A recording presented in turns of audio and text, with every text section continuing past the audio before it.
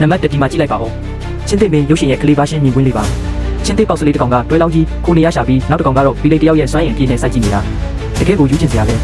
နောက်ခံတချင်းလန်းစားလေးဖွင့်ပြီးတယောက်ကမြင်းမြင်းကင်ထားတော့လို့ပေါ်ဖို့ပဲလို့တော့တယ်နံပါတ်2ကအခုဒီကျုံးရဲ့ကံကောင်းမှုကိုကြည့်လိုက်ပါဦးသူကကောက်ပဲတင်းနယ်တွေအပြည့်ထည့်ထားတဲ့ကုန်တင်ကားနောက်တွေထဲကိုအတိအကျပြုတ်ချသွားတာသနာစရာမလေး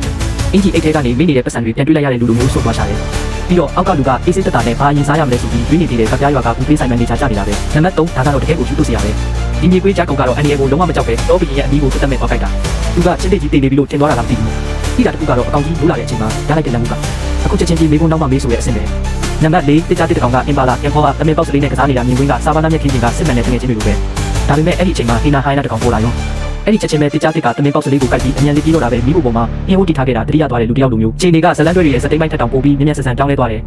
နံပါတ်5ဒီချီတာခြေထားကတော့လမ်းပေါ်မှာဖုန်းဘက်ထရီတစ်ပဲကျန်တော့တဲ့လူတစ်ယောက်လိုဘေဘီကိုမတင်ကစိတ်နဲ့ဟိုကြည့်ကြည့်ပြီးရေတောက်နေတာဒါပေမဲ့လည်းဘာမှအသုံးမဝင်သွားပါဘူး